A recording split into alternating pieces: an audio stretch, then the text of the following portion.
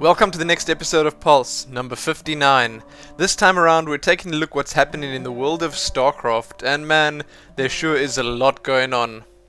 Today we take a look at the sacrifices StarCraft II had to make in the name of eSports, some Heart of the Swarm goodness, GSL, TSL and NASL updates, Day 9 doing stand-up comedy, PonyCraft II and much more.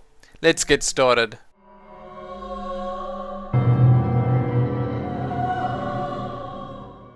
Over 1 million people have liked the English StarCraft II Facebook fan page. Yes, that is quite a lot, and the number is steadily catching up to the Warcraft fan page, currently sitting at around 1.2 million likes. Blizzard have had the pleasure of sharing thousands of news stories, images and movies with the thriving Facebook community, but they tell us that they're not done yet. To celebrate this milestone, StarCraft II Senior Art Director Samwise Didier whipped up an image that you can see on your screens right now. So to thank us for making the community as great as it is, they've released a new desktop wallpaper depicting the Hyperion's daring escape as featured in the 0-hour mission cinematic. You can capture it for yourself in Blizzard's wallpaper gallery, where you can find other inspiring StarCraft II themed wallpapers as well. If you aren't already following the Blizzard games on Facebook, be sure to visit the official Warcraft, StarCraft, Diablo and Blizzard pages for constant updates and much more. During yet another GDC interview, which I definitely won't complain about, lead StarCraft II designer Dustin Browder said that many sacrifices were made during the design and creation of StarCraft II, in the name of eSports. Apparently, when the StarCraft II team began its work on the game, it looked at its competition, namely Relic Entertainment's Warhammer 40,000 Dawn of War and gas-powered games' Supreme Commander. Dawn of War featured 4 playable races to StarCraft 3. Supreme Commander drowned the player with playable units, more than 150 at the player's disposal. StarCraft II would stick with the 3 races featured in its prequel, Zerg, Protoss and Terran, and a total of 45 units. Browder said that the reason it had less perceived content than its competitors was because StarCraft II needed to be a sport, watchable and entertaining enough so that people would want to tune in and watch other people play it competitively. Browder said that trying to design StarCraft II's multiplayer side was insanely hard, like inventing Baseball 2. And back in 2005, both he and Blizzard Entertainment believed that maybe if they hoofed it, they could ship by 2008. Needless to say, that didn't happen. So to make StarCraft II watchable and easily understood by all, it needed to be visually clear. This is why the artists hate me, Browder said, while showing concept art of a 300-ton Ultralisk with a tiny Protoss Zealot to illustrate the scale. He then showed the in-game Ultralisk, tiny and unimposing. Browder explained that having an Ultralisk to scale would never work. Players could hide 20 Zerglings behind a beast of that size, sowing visual confusion. It really is a lot to think about, and I don't envy the designers or artists any of it. He finished it off by saying that a key component in keeping StarCraft's esport qualities intact is skill through micromanagement and macromanagement, flanking and terrain tactics, skills other real-time strategy games tried to scrub out. Do you think Blizzard succeeded? Do you like the visual simplicity of StarCraft II and Blizzard's philosophy of keep it simple but make it hard to master? Or would you prefer these sun-obscuring motherships, base-crushing Ultralisks and Titanic Thors filling up your screen? Do you really care about the fact that some units aren't even in the multiplayer, or doesn't that matter to you at all? Personally, I am more than happy with how StarCraft II came out. I enjoyed the single player immensely and, well, I think you all know that I absolutely love the multiplayer and all it entails too. One last GDC extra is that the Reaper is currently not where Blizzard wants it and will be addressed in Heart of the Swarm. A quote from Browder: "The Reaper is not in a happy place. It was a bit of a misstep for us. The players showed us what it was capable of and we nerfed it into obscurity. This will be addressed in Heart of the Swarm." That sure does sound good. Read all about everything Blizzard and all their employees had to say at the GDC about StarCraft II below. If there's one thing StarCraft players of the world know, and know well, it's patience. Yes, we've been patiently waiting for Blizzard to give us more information regarding StarCraft II Heart of the Swarm, the first expansion planned for the game. At GDC 2011, during a panel on the future of the strategy genre, yes, the very same one I was quoting mere minutes ago, Blizzard's Dustin Browder gave a little more information on when Heart of the Swarm might be coming out. He stated that he expects Heart of the Swarm to be released in the next 6 months to a year. That would suggest that the game could in fact be out by the end of 2011, but it is unlikely. Either way, any talk about Heart of the Swarm is welcomed. Funny though, that Blizzard seem to have quite a lot planned for the next 6 months. Here's hoping nothing goes wrong. Read all about this below, courtesy of Big Download. In my previous posts and Pulse episodes, I spoke about Blizzard's 20-year anniversary and all the special stuff they released for it, including that cool retrospective video. One thing I did not mention, however, was that the Blizzard co-founders Frank Pierce and Mike Morhaime spent some time playing a game of StarCraft at the NASDAQ marketplace in Times Square. Pierce and Morhaime were joined by fellow co-founder Alan Adham and Activision Blizzard COO Thomas Tipple to preside over the NASDAQ closing bell on their most special of days. So if that was not a big enough treat for our friends at Blizzard, they even got to play the trailers for StarCraft II and World of Warcraft Cataclysm in Times Square. Exciting stuff and definitely worth their 20 years in the business. A few dedicated and pretty enthusiastic StarCraft community members made a mod for StarCraft II of the original StarCraft campaign. There are obviously benefits in having the campaign remade in StarCraft II. Vastly improved graphics, higher resolutions, and all the features of the new StarCraft II Galaxy Editor. Some changes to this campaign, which the creators see as improvements, includes the addition of medics, which will definitely spice things up a little. They also added and changed a few skills, upped the difficulty a bit, and apparently also put a few Easter eggs in there for us to find too. They let everyone know that they did not skip anything at all, including the original tutorial, soundtrack, voice acting, and even dialogue and text. Pretty crazy, and well, how can you not want to check this out? If you're new to the StarCraft scene and want to experience the amazing story of the first game without having to endure its now archaic look, this one is definitely for you. You can find a link to StarCraft Episode 1 Rebel Yell's official page below, along with the download link. LS Prime and Jackie Prime have apparently been working with Blizzard for about a month already to add Crevice, Tal'Darim Altar, and Terminus Re to the ladder map pool on the Korean servers.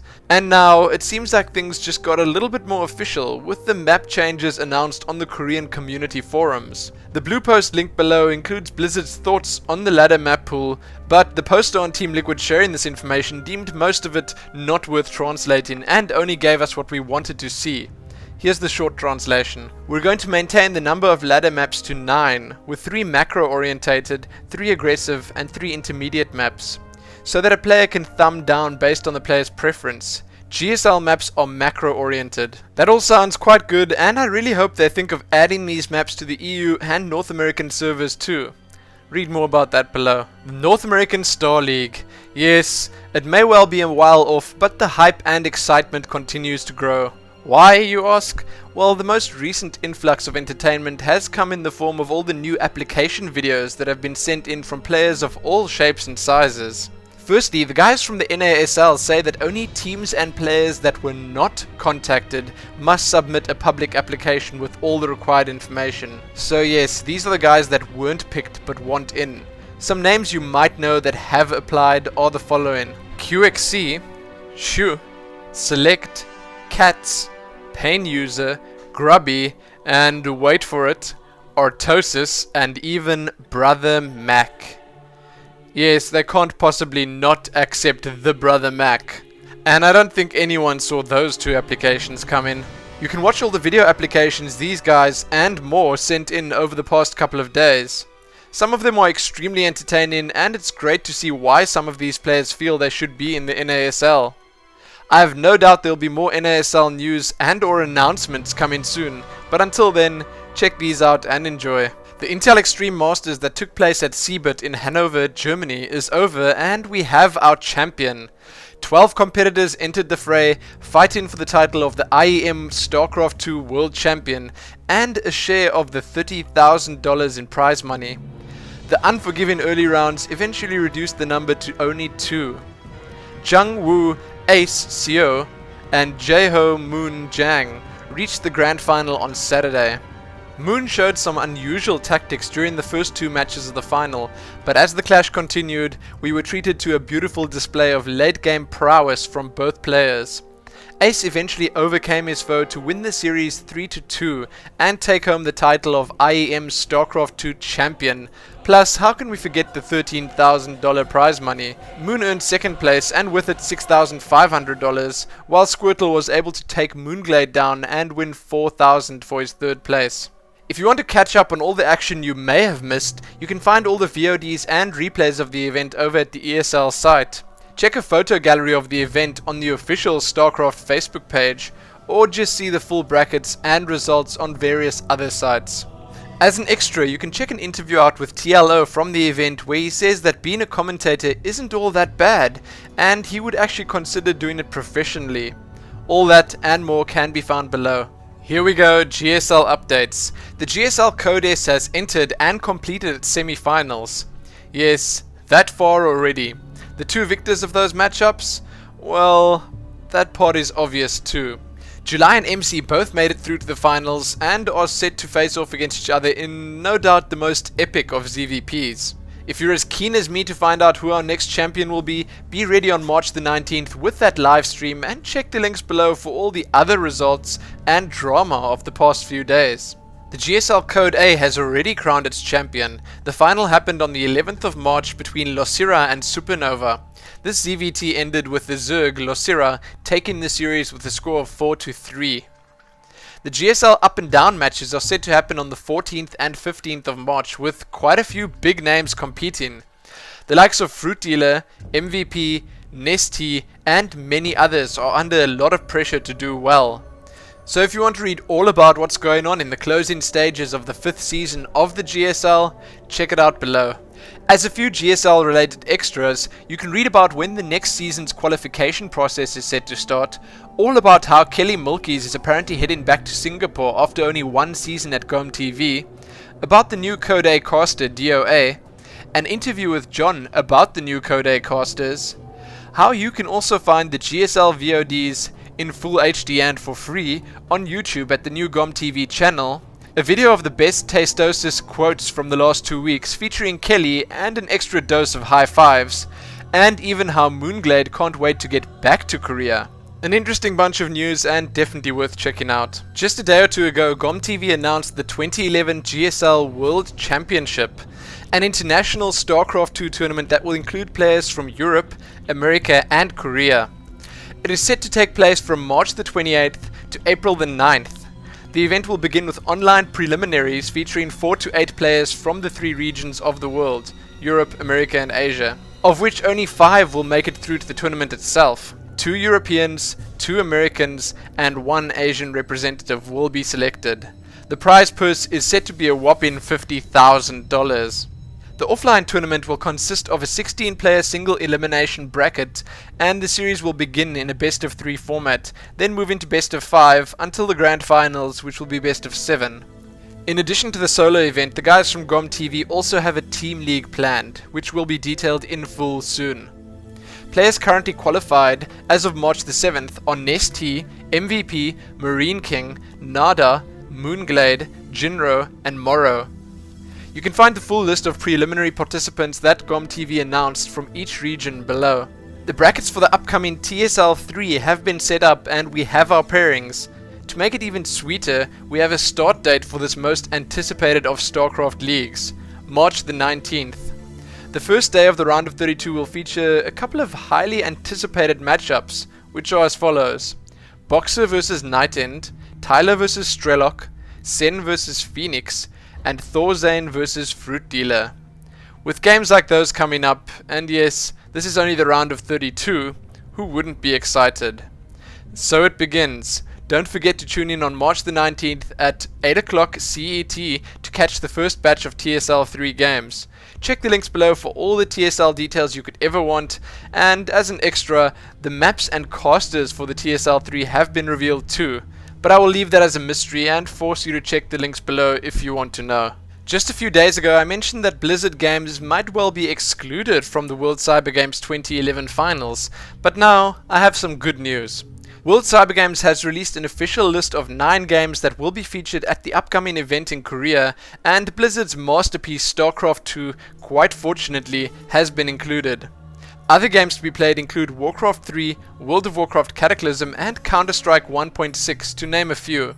So all those Blizzard fans out there that just happen to be World Cyber Games fans too, rest easy tonight. All is well. Read more below.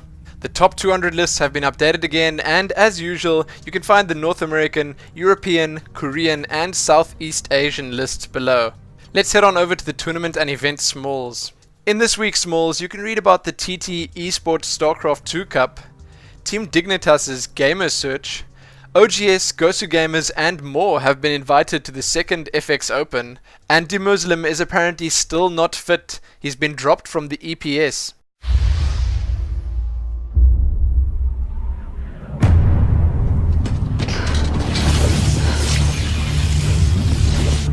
This is Kerrigan. There's a wave of Zerg advancing on this position. We need immediate evac. What happened to Kerrigan wasn't your fault. PonyCraft II? Yes, let that just sink in a little bit before we continue. Firstly, the amount of My Little Pony that the creator of this would have had to watch to create something as amazing and accurate as this is just off the hook. This is some real dedication. Now, this is probably one of the best and by far weirdest, strangest, oddest crossovers ever. You have to watch the entire thing. I can't possibly hype it up enough. If this video doesn't spread all over the internet, well, there truly is no justice in the world. Check it out and enjoy. It's time for some StarCraft related art updates. The best kind of updates. The Blizzard fan art section has been updated with some new artwork from our community peers. 4 new, pretty well done pieces from the StarCraft universe. Along with these, we've also been treated to the latest batch of winning comics from Blizzard's ongoing comic contest. There are 2 StarCraft related pieces and 1 Warcraft piece. I have to say, I did chuckle at the poor SCVs trying to play with the mule. You can find all those in full size below. The next Liquid Weekly, number 30, is up and ready for our viewing. You can read all about Huck and his progress, which has sadly halted in the GSL Code A, Rhett moving back to Europe, and some more TSL goodness. Check it out over at Team Liquid or in the links below and enjoy the best of the Liquid community. Day 9 doing stand-up comedy. Yes, it's true and thoroughly entertaining. If you want to see one of the funniest videos of Day 9 ever, then you've come to the right place. In this routine, or maybe we could call it a rant, Sean Plott goes on about the eHarmony web dating scene, and this gem was recorded back in 2008. Check it out right here on YouTube, you won't regret it. As a few Day 9 extras, you can also find a few VODs of him commentating with this super talented Zoe, as well as a recorded piece of one of his pre-shows where he was overly obsessed with the word penis. And lastly, a video of Day 9, Kaldor, and a bottle of beer. Yes, that's all you're getting. Check them out below. The next few GG Vision episodes are out, and man, is there a lot of good stuff to be seen.